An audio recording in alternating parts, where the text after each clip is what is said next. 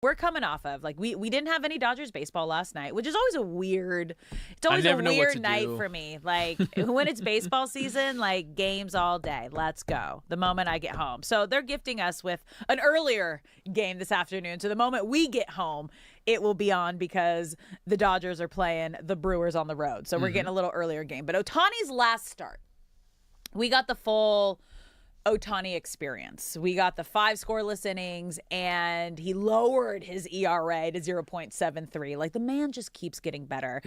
And he started the game with that first pitch, leadoff home run, and then struck out the side. And the reason I think this was so meaningful is this is the first time this month that Ohtani was hitting on days he was pitching. And we've had a conversation, Brock, all week about, you know what, like, should he be hitting when he's pitching, and who's making this decision? And it was like, you know what, if this is an Ohtani decision, I'm okay with it, because Ohtani should be the one that is dictating how he manages and his workload, because that's what he's done throughout his entire career, because we've never seen anybody do what he is doing right now.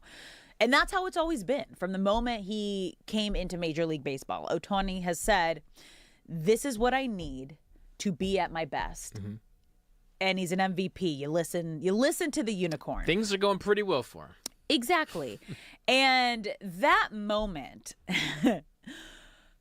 of leading off the game with a first pitch home run really felt like actions speak louder than words. And yesterday we got confirmation on this whole situation, because we had ESPN MLB reporter Alden Gonzalez on the show, and I asked him, you know, is this an Ohtani choice? This is a Dave Roberts and the Dodgers as a whole decision. It's not a Shohei Ohtani decision. He's gone along with it. He has said the right things. He has said that he understands. He has not said he agrees with it, but he said that he understands why they're doing it, but it's definitely a Dodgers decision. That's spicy insider information right there. And Dave Roberts is right. What? Yeah. No. As a player, sometimes you have to be saved from yourself. Shohei Ohtani is unlike anything we have ever seen. Shohei Ohtani is the ultimate competitor, and he demands more out of himself than any fan or player or coach can ever demand out of him. And the more I think about it, the more I realize Dave Roberts steps in to say, I have to save you from yourself. We are going to take a step back. And when I feel you are good enough to be your best self, again, when I see the fire in your eyes that I want to see from earlier in the season and every other year you've played baseball, then we will put you back in both. Brock, that's madness. Brock. That's madness. Brock, can I ask you a question real quick? Please. On that. Please. So as an athlete, right, you've played in every level.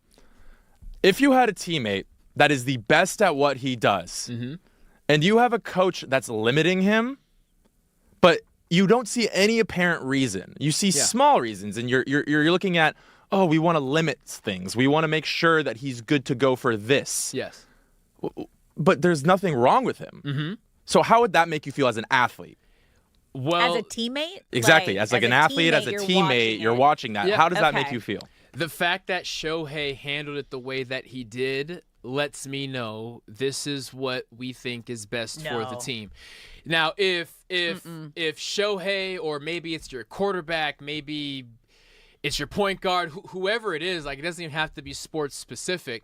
If our best player and the face of our franchise is subtweeting or going in press conferences, hinting or directly saying, I don't agree with how I'm being handled, now it's an issue. Now those dominoes and that windfall is going to trickle down to the locker room. Now we have tension. Now we have an issue. But because Shohei handled it so well, and because some other players who are in these situations handle it with class and respect and say, I don't need to directly address it, but because I'm not complaining, the entire room is clearly on board with me and I'm on board with Coach, that can help the team. Brock. You can help the team.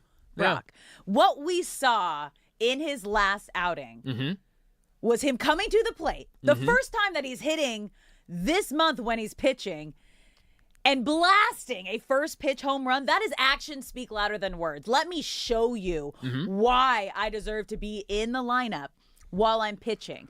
Because Alden made it very clear. This is not a Shohei Ohtani choice. This is a Dave Roberts choice, okay? Ohtani wants to be in there. He wants to be hitting every single day, especially when he's hitting well. Why?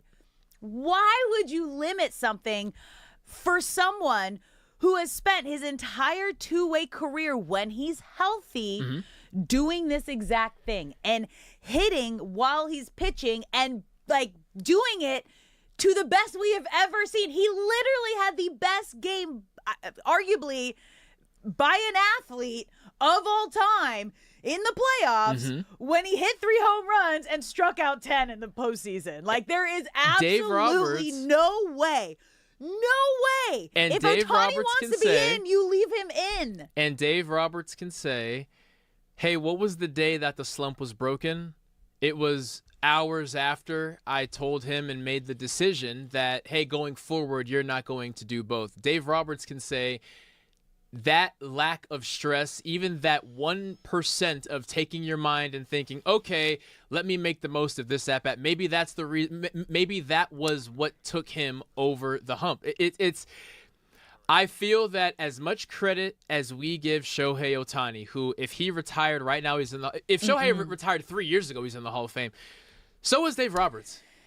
Dave Roberts is a hell of a baseball coach. Dave Roberts has been through the fire. Dave Roberts has taken a lot of criticism for his decisions from 2021 to 2023. But in the past 2 years has made some insane moves that people disagree with and has 2 World Series rings to show for it. So I feel if there's anyone who can tell Shohei what to do or what not to do, maybe the only person on the planet is Dave Roberts. Yeah, the hard part is Shohei Ohtani is so respectful. The whole Japanese culture is built around that respect. So there's no way we will ever know exactly how Shohei Ohtani feels. He is, minus the facial expressions and emotions that we get from him during the games, like that is chef's kiss. That's beautiful.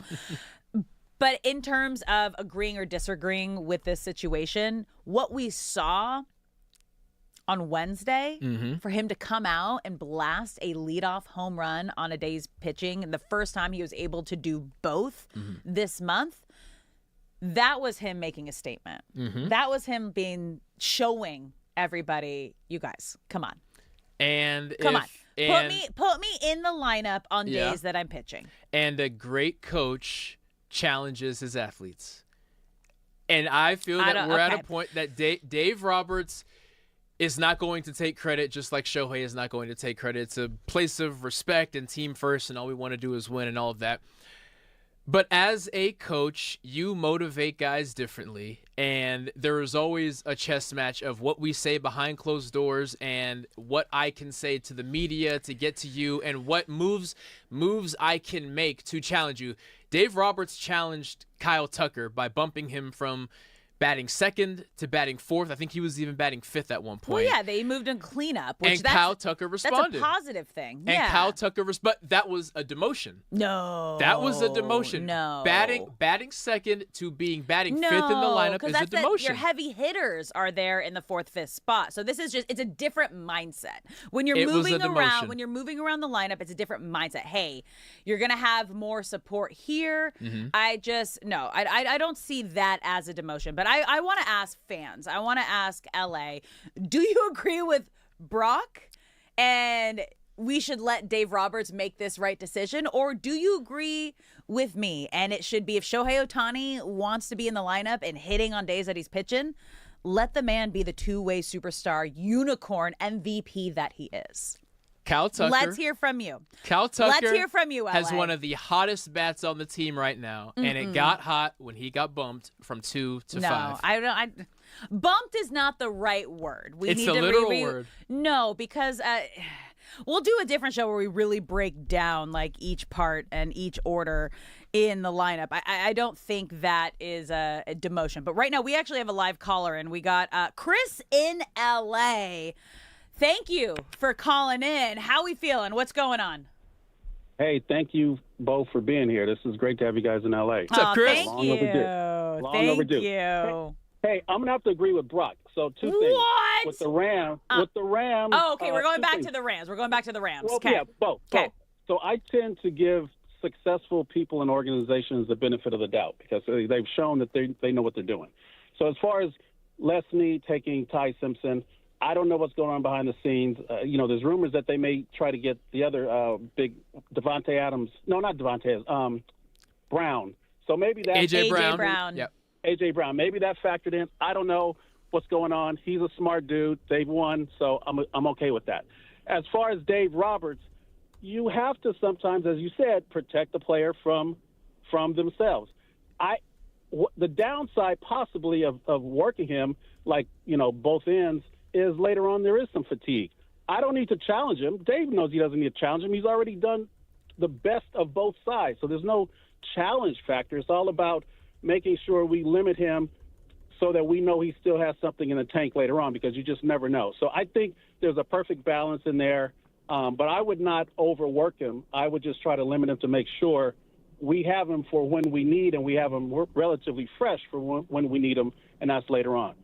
Thanks for listening, Chris. Thank you, Chris. I don't know. I strongly disagree with both of you guys. Hope you're not one of the guys getting a vote, because I feel sorry for anyone who does. It just feels like it's going to be impossible. Ohtani yesterday lowers his ERA to 0.73. Skeens, Mizorowski, Christopher Sanchez, 1.82. You mentioned Kyle Harrison. There's a bunch of, sort of on the edge type candidates like Kyle Harrison, like Bryce Elder of the Atlanta Braves having a great season. Chris Sale. Yeah. As of today, do you want me to pin you down and try to get you to give me a 1, 2, 3 today? Yeah, I heard those discussions. Those were fun. Nothing better than you and Tim talking baseball. But yeah, look, it's got to be Ohtani right now. 0.73 ERA. Look, I know technically he's 1 inning short of qualifying for all the leaderboards. So he's on pace for 150 to 160 innings. But if he keeps that ERA under 1. With 150 innings, he's got to be the guy. I mean, wow.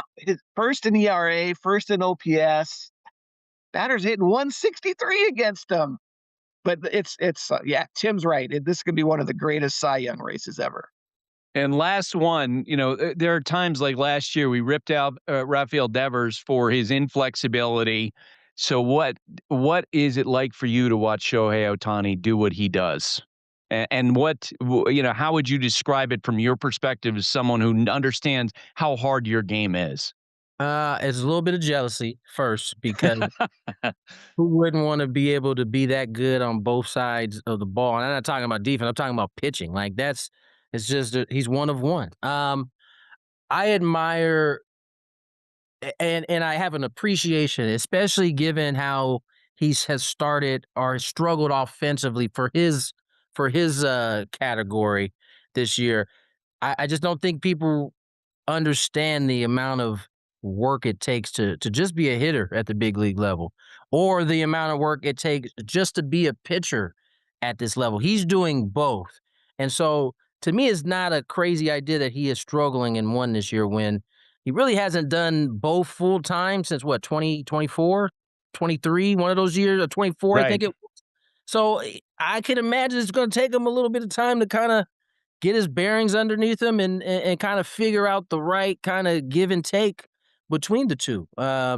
He kind of spoke on it a little bit the other day about, when you're struggling hitting, you kind of have to do it every day. But when you're pitching full time, it makes it that harder to work out your stroke when it's not quite right. And so he's really having to do it in the little bit of BP time he has.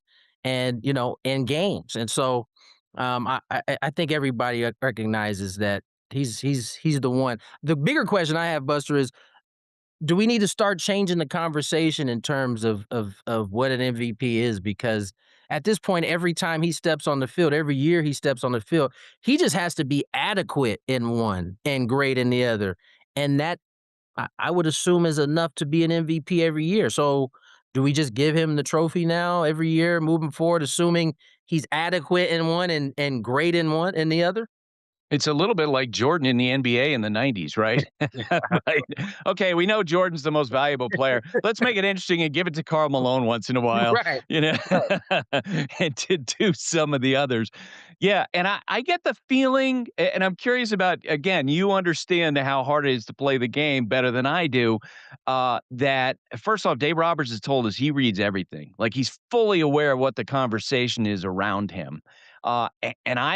So he knows, and it didn't surprise me that when there's begins to get a lot of focus on his offense, guess what? He goes out and has a great week, and he starts to hit. I think if you're that good, you might get bored over the course of 162 games. Hey, listen, that's certainly, and it seems kind of crazy from us normal people to feel like it'd be bored, but and it's not a criticism, by the way. It isn't. I think it's human nature, is what that is, right? I mean, you're getting through 162 game season. It's only May 21st. Like, he can have 2 bad months for and still be one of the top players in the league in both categories. And so, I just think we would love for every athlete to go all in all the time, but this particular athlete is doing more than every other athlete out there. And so I just think he deserves a little bit of grace. I know he's a Dodger. I probably shouldn't say that kind of thing, but when it comes to what he's doing for the game of Major League Baseball, let's put the teams aside. You have to respect it. You just do. How did your dad feel about the Dodgers? You know, he's a Dodger fan growing up, but how did he feel about them when he played?